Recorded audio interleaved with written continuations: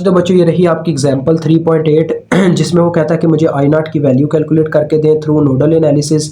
तो यहाँ पे थोड़ा सा ही बस कंसेप्ट चेंज हुआ है और कोई इसमें चीज़ इतनी बड़ी नहीं है। पहले तो आप नोड आइडेंटिफाई कर लें क्योंकि इसमें बस ये एक चीज़ है बच्चों के, इसमें एक क्या है जी, डिपेंडेंट सोर्स मौजूद है, बस उसका थोड़ा सा कंसेप्ट है और बाकी इसमें कोई चीज़ नहीं है। तो देखें नोड उस पॉइंट को कहते हैं जहाँ पे एक से ज़्यादा वायर्स आके अटैच हो रही हो चीज़ों की। तो देखो यहाँ ये एक ऐसा पॉइंट है जहाँ पे तीन चीज़ों की वायर अटैच है, दो रेजिस्टर्स की, एक इस वोल्टेज सोर्स की जो कि डिपेंडेंट है। देखो ये एक डिपेंडेंट सोर्स है, एक तो डायमंड शेप से पता चलता है, दूसरा इसकी इक्वेशन से देखो 2k times of I x, यानी कि ये आई एक्स की वैल्यू पे डिपेंड कर रहा है। जैसे जैसे आई एक्स चेंज होगी वैसे वैसे ये भी चेंज होती जाएगी। तो यहाँ पे हमारा नोड 1 हो गया जिसके वोल्टेज हम V1 ही रख लेते हैं।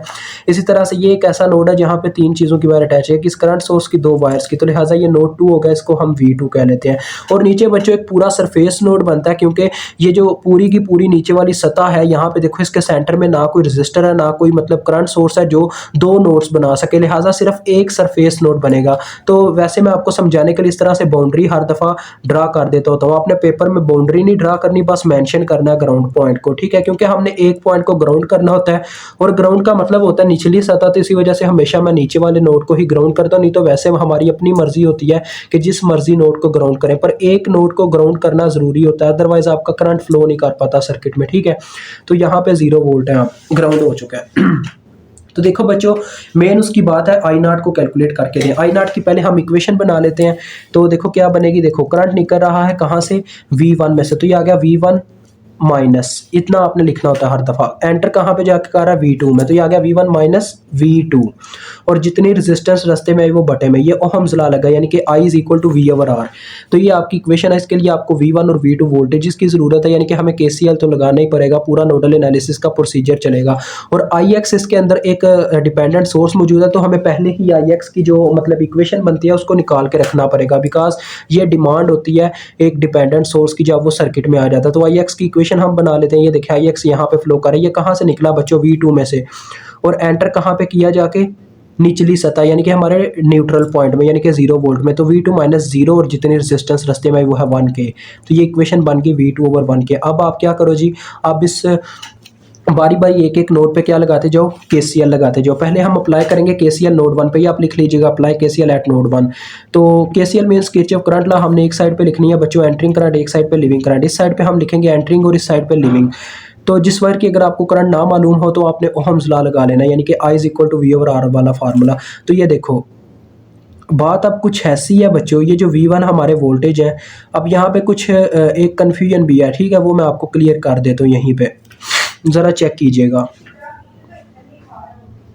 ये जो V1 वोल्टेज है ये डायरेक्ट यहाँ पे एक सोर्स लगा हुआ है, ये जो सोर्स है, ठीक है, ये सोर्स लगा हुआ है, जिसकी वजह से यहाँ पे सुपर नोड का थोड़ा सा कंसेप्ट आ जाता है, यानी कि हम V1 के ऊपर बच्चों KCL नहीं लगा पाएंगे। उसकी एक वजह है, मैं आपको अभी बता देता हूँ, क्योंकि उसके ऊपर KCL लगाने का फ़ायदा ही नहीं होगा।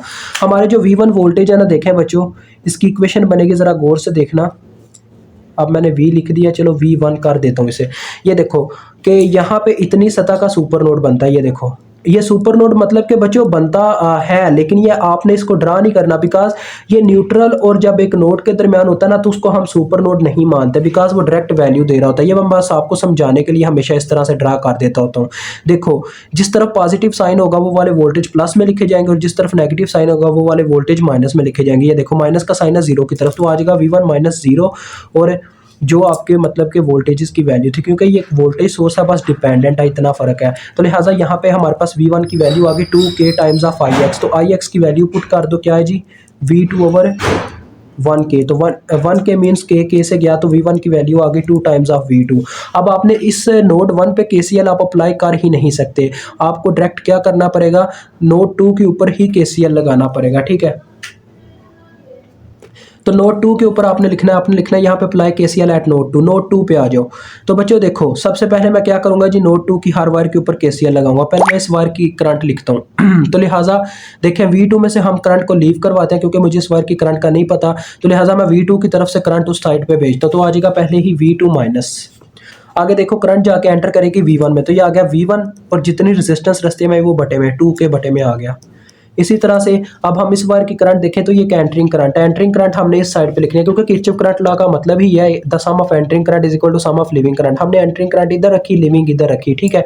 तो ये एंटरिंग करंट है, इसको इस साइड पे लिख दूंगा। उसके बाद ये मेरे पास आ गई लास्ट वाली वायर जिसकी मैंने करंट लिखनी है। तो देखो मुझे इस वायर की भी करंट का नहीं पता, तो मैं V2 में से करंट लीव करवाता हूँ, तो ये V2 में से निकल रही है, लिहाजा आ जाएगा V2 माइनस, ये जाके एंटर करती है न्यूट्रल में, तो ये आगे आगे माइनस 0, क्योंकि न्यूट्रल पे 0 वोल्ट है और जितनी रेजिस्टेंस रस्ती में वो बटे में आ गई।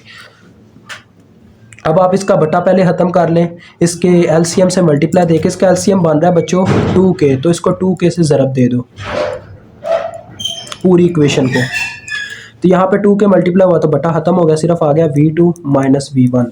और यहाँ पे जब 2 के ज़रब होगा तो देखो k से कैंसिल और 2 ऊपर मल्टीप्लाई हो जाएगा, तो ये आ जाएगा 2 टाइम्स ऑफ V2। यहाँ पे जब 2 के ज़रब होगा तो 4 बार 8 होता है, किलो मिली के साथ कैंसिल, तो ये 8 आ जाएगा, ठीक है। अब आप देखें यहाँ पे आपने V1 की इक्वेशन पुट कर लेनी है जो आपने वहाँ पे निकाली थी, वो थी 2V2। तो देखो ये आ जाएगा V2 माइनस 2V2, V1 की जगह उसकी वैल्यू पुट होगी, plus 2V2 is equal to 8। तो ये देखो ये आपस में कैंसिल और V2 का वैल्यू आ गया 8 वोल्ट, ठीक है। तो देखो बच्चों V2 की वैल्यू हमें पता लग चुकी है, हमने बस I0 की वैल्यू कैलकुलेट करनी है। तो आप चाहो तो पहले V1 की वैल्यू कैलकुलेट करके उसमें पुट कर सकते हो, या V1 की यही वैल्यू वहीं पे पुट करके सिर्फ V2 की वैल्यू पुट करके उसको कैलकुलेट कर सकते हो। तो मैं तो यही कहूँगा आप पहले V1 की वैल्यू कैलकुलेट कर लेना। V1 is equal to 2 times of V2 था, तो लिहाजा 2 into 8 is equal to 16 volt. तो दोनों मालूम हो गए हैं। हमारा मेन मुद्दा था I0 को कैलकुलेट करना, तो I0 कैलकुलेट कर लो। I0 इज इक्वल टू है V1 माइनस V2। तो देखो V1 की वैल्यू है 16, तो ये मैंने पुट कर दी 16 माइनस आगे V2 की वैल्यू है 8, तो 8 आ गया और बटे में 2k, ठीक है। तो देखो ये क्या बन जाएगा 8 बटा 2k, यानी कि 2 4 बार 8 होता है, तो लिहाजा 4 और किलो ऊपर जाके मिली, तो ये आपका आंसर आ गया। मुझे उम्मीद है आपको समझ आ गई होगी।